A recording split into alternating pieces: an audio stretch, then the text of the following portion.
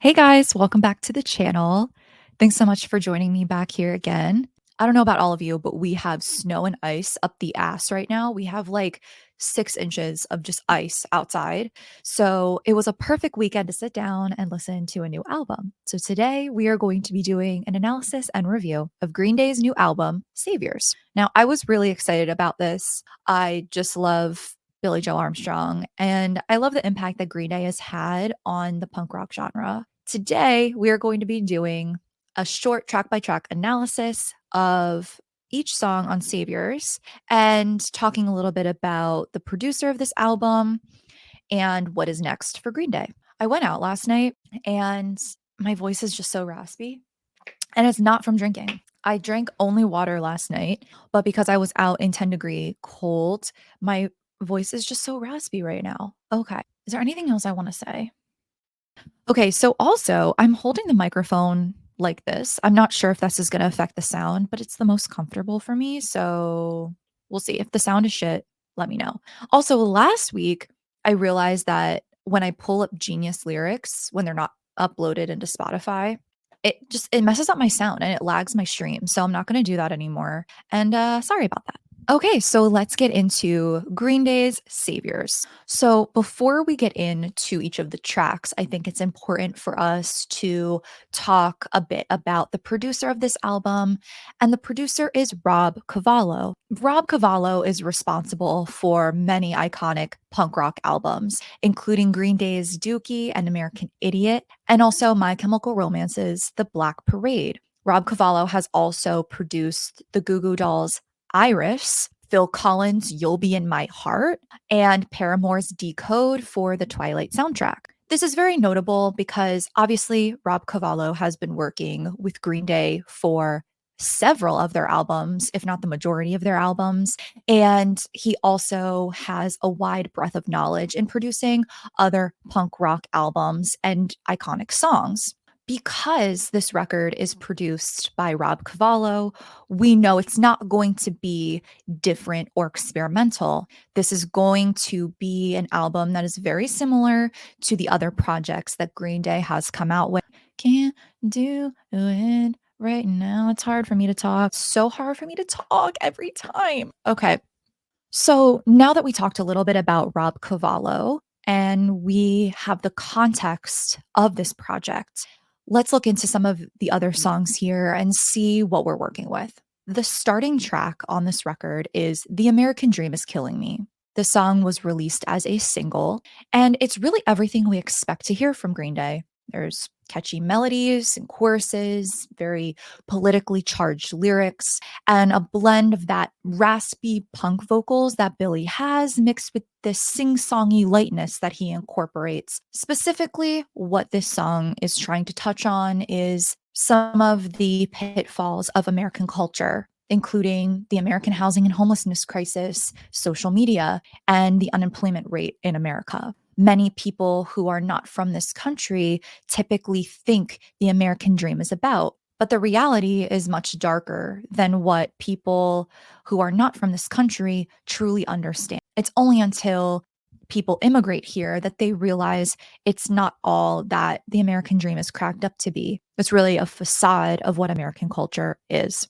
Now, moving into the second track, which is Look Ma, No Brains. This is a part two to The American Dream is Killing Me. Comes right after the first track on the album. This was also released as a single. And Look Ma, No Brains is a critical analysis of what has happened due to the American dream and a critique of the self as a result. It is a modernized 2000s pop punk song with a lot of very heavy layered vocals, and a chorus that really jumps through your headphones. I think out of all of the songs on this album, this is my favorite. And even though it is a short song, coming right after The American Dream is Killing Me, really creates this two-parted story that I personally really enjoy.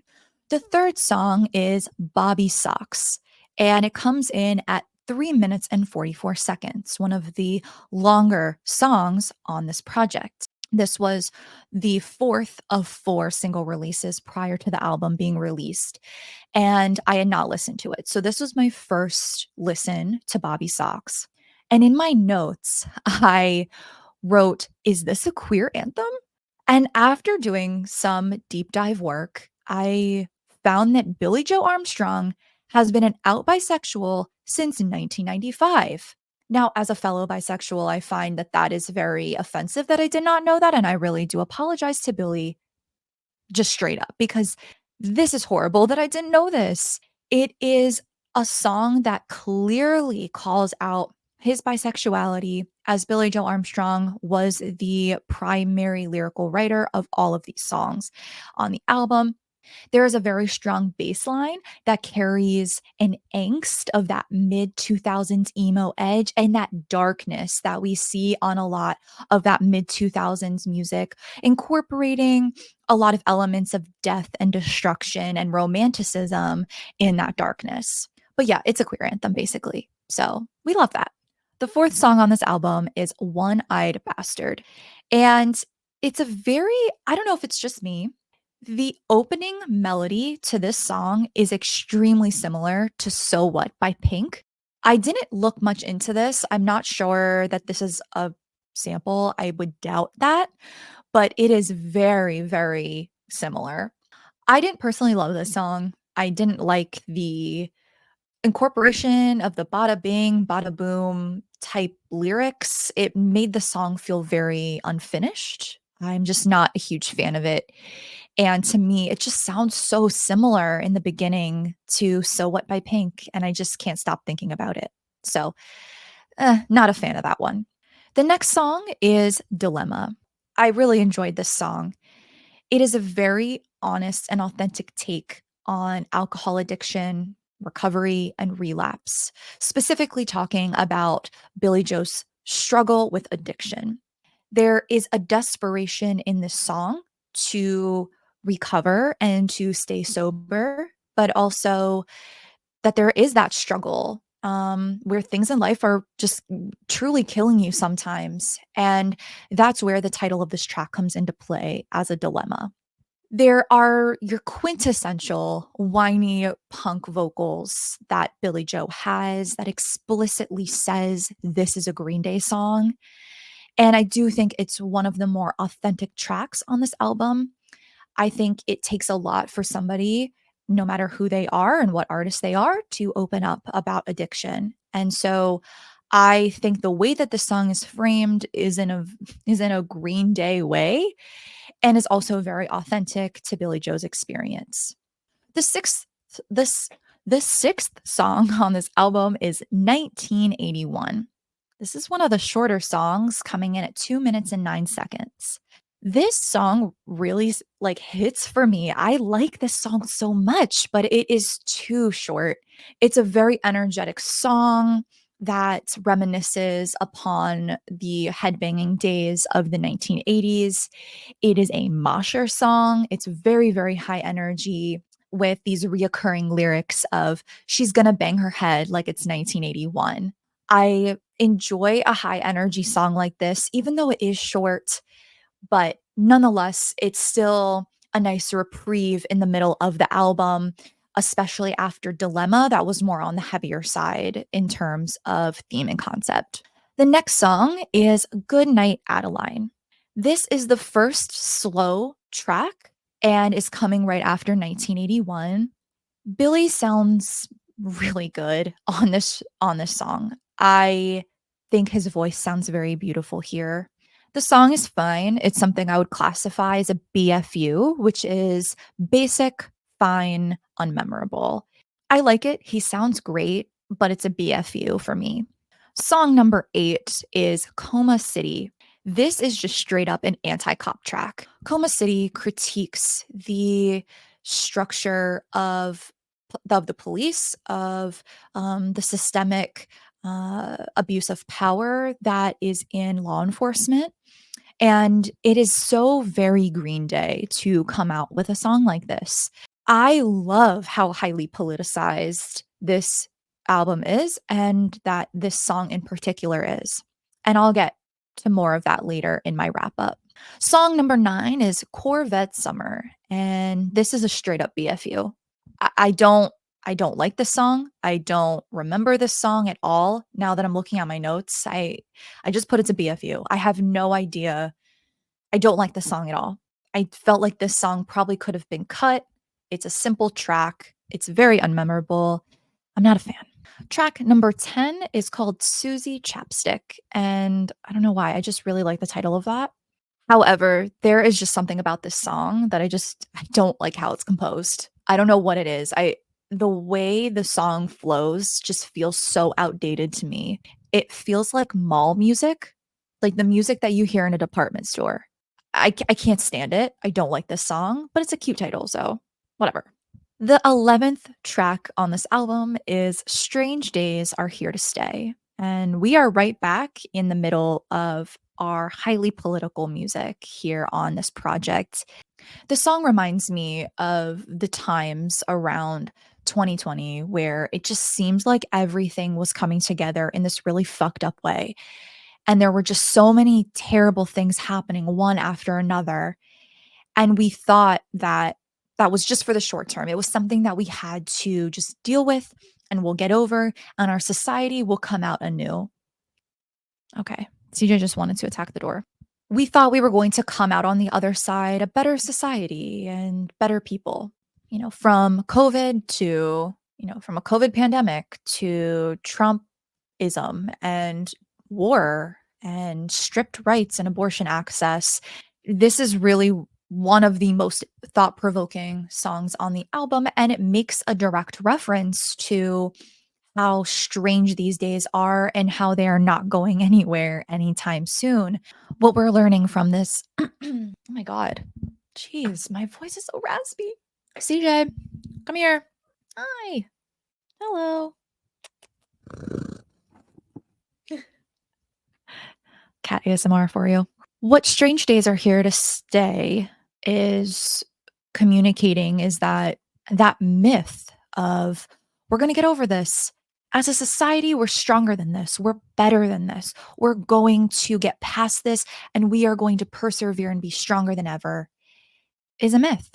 And that those times, those strange days are staying around. They're not going anywhere. And so to think, oh, we're going to make it out of this, it's a very pessimistic song, but I'd say it's the most thought provoking track on this album and is a reality. Okay, no fighting, no fighting. No, stop. Cats. Okay. Okay. I think I've said enough about this. I think I've said enough about this. Now I can't even talk because I've just like said the same thing over and over because of these cats. All right. The 12th track on this album is Living in the 20s. And the way I interpreted this is an aftermath to Strange Days Are Here to Stay. It is a critique to where we are at post 2020. And as Strange Days Are Here to Stay was talking about that time between 2016 and 2020, now living in the 20s is a permanent reality. Billy Joe also has an awesome hardcore scream on this song that we don't get to hear a lot from him anymore. So I really like this. I think it's great. Our 13th track here is Father to a Son. And it's a slow song, but it's a beautiful, slow love letter song that Billy Joe is giving to his son. The composition on the song is very tear jerking, and the lyrics are honest and they're brutal. This song to me is very reminiscent to the composition and flow of My Chemical Romance's I Don't Love You on the Black Parade album, which would make a lot of sense given that Rob Cavallo produced that album as well. Overall, this song is extremely beautiful and it's a strong suit. What does that even mean? Overall, this song is strong for this album, very enjoyable. The 14th track is Saviors, the title track album. This is meant to be Green Day's swan song, their final lap for their flowers. However, this song is BFU. Sorry. And lastly, our closing track is Fancy Sauce. Also coming in at 4 minutes. It is Green Day's punk grand finale on this album in all of its delicious nihilism, really summarizing the entire album. Overall, a great track. I love a long outro. I think I love that grand finale outro on an album. So here are my final thoughts. Overall, I know that this record has gotten mixed reviews. I've spoken to friends, I have seen the reviews, and it's been so mixed. In my opinion, I really enjoyed this album. I thought for Green Day, this is a strong homecoming for them. I love that Green Day is providing a critical analysis of where we are at, giving us that pessimism, giving us that nihilism. I mean, what is punk without that, right? So for me, I enjoyed this record. There are several songs I will continue listening to on this album. Sure, there were some BFUs, but I do think that this is an extremely strong homecoming for Green Day. I am looking forward to where we're going next with Green Day. I'm going to try and get tickets to see them on their tour. If I go to that, I will let you all know how it goes. Overall, I really like this. I would give this a solid 70. And my full album analysis and review will also be on our album of the year feed. So feel free to pop over there as well. I have also put up our critique and review of Kid Cudi's new album, Insano, also over on our album of the year feed for you to check out. So feel free to pop over there and see more of our thoughts on all of these albums and all of these tracks. All right, guys, that is it for me today. Please let me know in the comments. Do you agree? Do you disagree? Did I miss something? Let me know. And we will see you in the next video. Thank you.